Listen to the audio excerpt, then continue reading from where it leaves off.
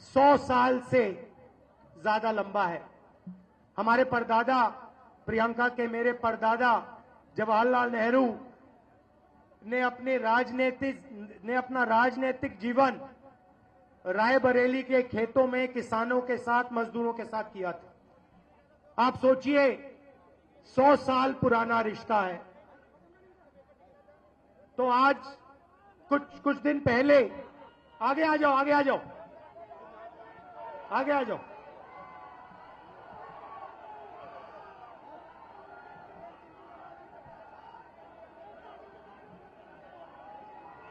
तो कुछ दिन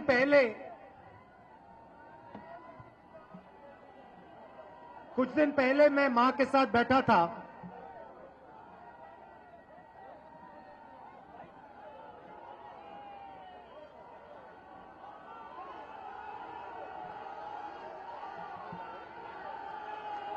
बहुत जोश है आप में। तो कुछ दिन पहले मैं मां के साथ बैठा था। ये हमारे सोशल मीडिया वाले जो हैं, ये वीडियो ले रहे थे और मैंने मां से कहा कि 1-2 साल पहले मैंने एक वीडियो में कह दिया कि मेरी 2 माता थी। एक सोनिया जी और दूसरी इंदिरा गांधी जी। और मां को अच्छा नहीं लगा। मां ने कहा, नहीं, तुम्हारी 2 मां कैसे हो सकती हैं, तुम्हारी तो एक ही मां है। और मैंने मां से कहा, मां वो होती है जो रास्ता दिखाती है और जो रक्षा करती है। आपने मुझे रास्ता दिखाया, आपने मेरी रक्षा की, मगर इंदिरा गांधी जी ने भी मुझे रास्ता दिखाया, मेरी रक्षा की। तो अब मैं आपसे ये क्यों कह रहा हूं, क्योंकि मेरी दोनों माताओं की ये कर्मभूमि है और इसीलिए मैं यहां रायबरेली से चुनाव लड़ने आया हूं।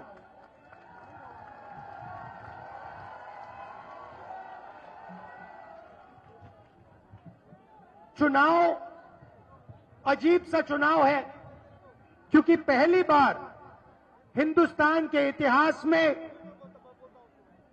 बीजेपी के लोग, आरएसएस के लोग हमारे संविधान को खत्म करने में, नष्ट करने में लगे हुए हैं।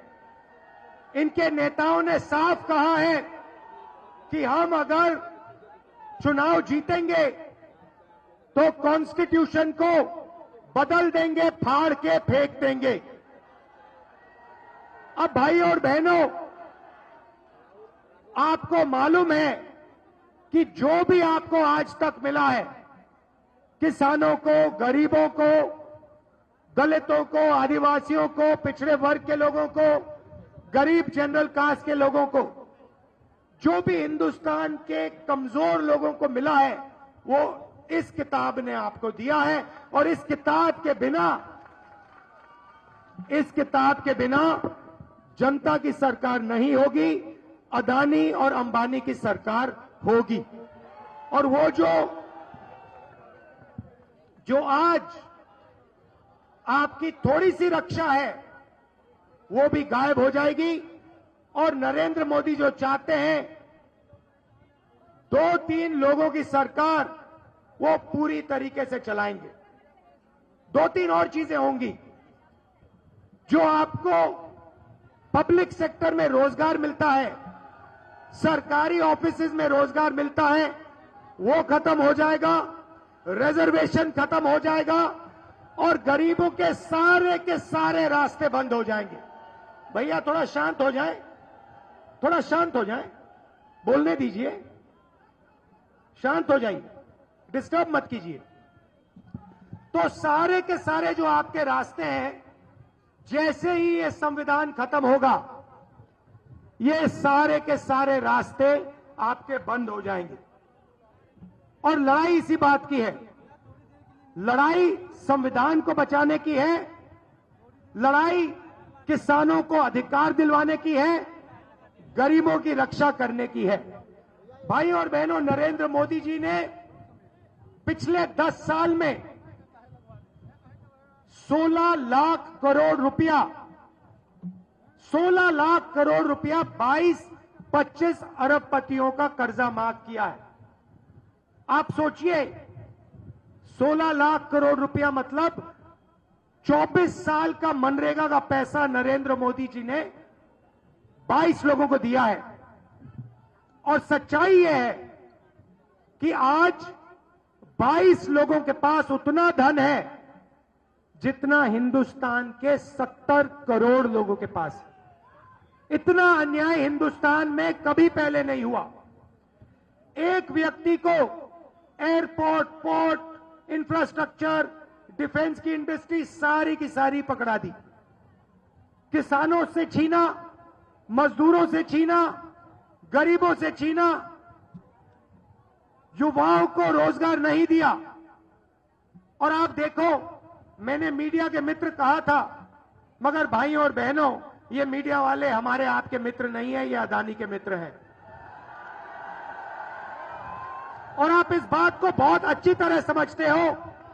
ये मीडिया के स्ट्रिंगर्स हैं, ये भी समझते हैं इनको सैलरी लेनी है, बच्चे पालने हैं तो ये करते हैं, इनकी गलती नहीं है। मगर लगाम इनकी अदानी जी के, अंबानी जी के हाथ में है। जो वो कहते हैं ये करते हैं। आप देखिए रायबरेली में, अमेठी में कितना काम हुआ है। District hospital, Lalganj rail coach factory, NTPC Unchahar thermal power station, AIIMS जिसको बीजेपी ने रोका, स्पाइस पार्क जिसको बीजेपी ने रोका, Sharda canal, Ganga bridge, Rajiv Gandhi institute petroleum technology, Rashtriya Udan academy, NIFT, FDDI, ये सब हमने किया। हाईवेज बनाई, मगर मीडिया आपको ये कभी नहीं कहेगा, कभी नहीं बताएगा। भाइयों और बहनों, कभी किसी किसान को आपने मीडिया में देखा है? कभी देखा? कभी किसी बेरोजगार युवा को इंटरव्यू देते हुए देखा आपने? कभी मजदूर की बात करी इन्होंने? अंबानी की शादी देखी? 10 करोड़ की घड़ी, लाखों रुपए का ड्रेस देखा? तो ये भाइयों और बहनों हमारे नहीं है, ये अदानी के, अंबानी के, मोदी के। मोदी जी का चेहरा 24 घंटा ये दिखाएंगे, मगर किसानों की, मजदूरों की बात ये कभी नहीं करने वाले हैं। भाइयों और बहनों, हमने मन बनाया कि अगर नरेंद्र मोदी 22 लोगों के लिए काम कर सकते हैं और 22 अरबपति बना सकते हैं, तो कांग्रेस पार्टी करोड़ों लाखपति बना सकती है। अब आप कहोगे राहुल गांधी क्या कह रहा है, करोड़ों लाखपति कैसे बनेंगे? मैं समझा देता हूं 2 मिनट में। हिंदुस्तान में सारे के सारे गरीब परिवारों की लिस्ट बनेगी, उसमें उत्तर प्रदेश के करोड़ों लोग होंगे। इस भीड़ में से हजारों लोगों की लिस्ट बनेगी। लिस्ट में से हर परिवार में से एक महिला का नाम चुना जाएगा और उस महिला के बैंक अकाउंट में,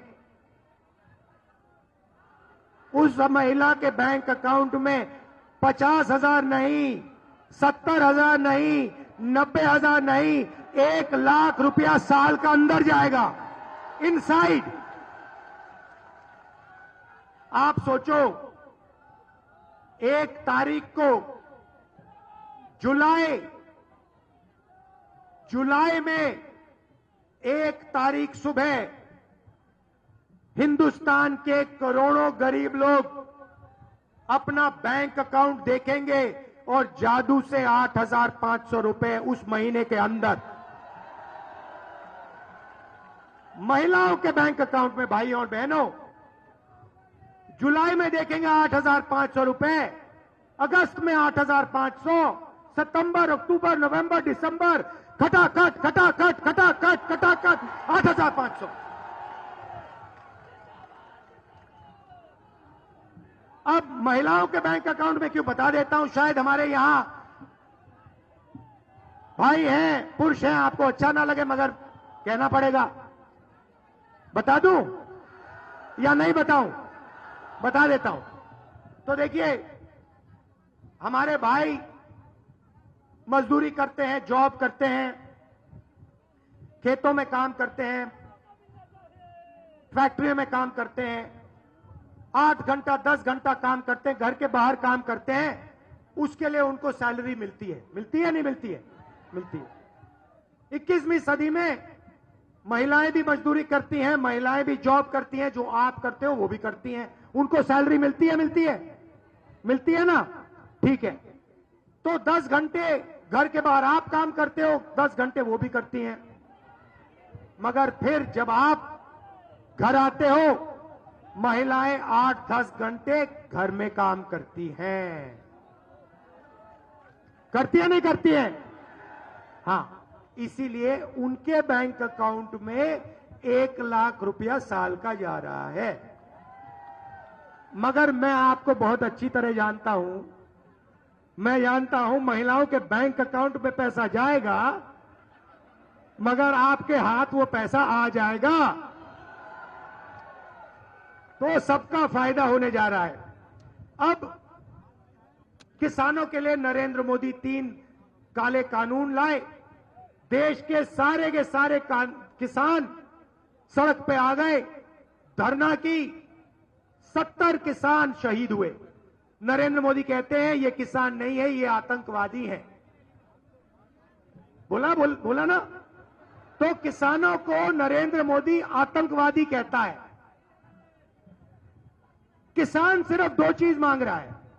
भारत जोड़ो यात्रा में, न्याय यात्रा में हजारों किसानों से मैंने पूछा कि भैया क्या चाहिए आपको?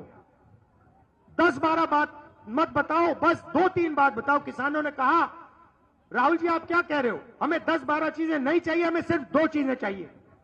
मैंने कहा क्या? कहते हैं देखिए राहुल जी, सबसे पहले अरबपतियों का कर्जा माफ हो जाता है, वो बैंक में जाते हैं, लाल कालीन लग जाता है, हम जाते हैं, हमें मार के भगा देते हैं, और हमारा कर्जा कभी भी माफ नहीं होता। तो मैंने उनसे कहा याद करिए, यूपीए के सरकार में 72,000 करोड़ रुपए हमने कर्जा माफ किया था, और सारे के सारे कहते हैं हां राहुल जी ये तो सच है, आपने किया था। और मैंने उनसे कहा, मैंने उन सारे के सारे किसानों से कहा, भाई मैं आपको एक वायदा करता हूं, अगर कांग्रेस पार्टी की इंडिया गठबंधन की सरकार आ गई तो आपका कर्जा माफ करना मेरा पहला काम होगा। और यही मैं आपको कहना चाह रहा हूं, पहला काम किसानों के लिए कर्जा माफी, सारे के सारे गरीब किसानों का कर्जा माफ। और दूसरा काम जो सारे के सारे किसानों ने कहा, राहुल जी हम चिप्स का पैकेट खरीदते हैं, वो सही दाम पे बिकता है। चिप्स का पैकेट में आलू हम उगाते हैं, एक आलू बिकता है, हमें कोई फायदा नहीं होता, हमें सही दाम नहीं मिलता, शुगर केन का नहीं मिलता, आलू का नहीं मिलता, सब्जी का नहीं मिलता, धान का नहीं मिलता, गेहूं का नहीं मिलता। मगर जब भी हम कुछ खरीदते हैं मार्केट में से, सारे के सारे चीजों का दाम फिक्स होता है, कम से कम दाम हर कंपनी को मिलता है, मगर हिंदुस्तान के किसान को, हिंदुस्तान की रीढ़ की हड्डी को नहीं मिलता। तो मैंने दूसरा वायदा किया, मैंने कहा देखिए इतिहास में पहली बार हिंदुस्तान की सरकार कानूनी मिनिमम सपोर्ट प्राइस अपने किसानों के लिए लाने जा रही है। तो ये 2 वायदे मैंने यात्रा में किए थे, और तीसरी बात हमने मैनिफेस्टो में डाल दी। तीसरी बात यह है कि आप बीमा का पैसा देते हो, नरेंद्र मोदी जी ने बीमा योजना दी, 16 कंपनियों का पूरा फायदा दिया। जब किसानों को नुकसान होता है, आपसे कहते हैं आपको इंश्योरेंस का, बीमा का पैसा नहीं मिलेगा। हमने अपने मैनिफेस्टो में लिख दिया है किसानों को बीमा का पैसा मिलेगा, और 30 दिन के अंदर बीमा का पैसा मिलेगा। तो ये किसानों के लिए। अब सबसे बड़ी बात, नरेंद्र मोदी ने कहा था 2 करोड़ युवाओं को रोजगार दूंगा, कहा ना। और फिर कहते हैं देखो नाली में पाइप डालो, नाली में पाइप डालो हिंदुस्तान के युवा, उसमें से गैस निकलेगा, गैस से पकोड़े तलो और बेचो।